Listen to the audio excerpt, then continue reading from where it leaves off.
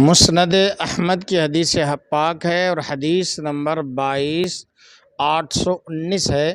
حضرت سیدنا ابو عبادہ بن صامت رضی اللہ تعالیٰ عنہ فرماتے ہیں کہ میں نے سرکار مدینہ صلی اللہ تعالیٰ علیہ وآلہ وسلم کو فرماتے ہوئے سنا کہ جو ہمارے بڑوں کی عزت اور ہمارے چھوٹوں پر شفقت نہ کرے اور ہمارے علماء کا حق نہ پہچانے، یعنی ان کا احترام اور ان کی عزت نہ کرے، وہ میری امت سے نہیں۔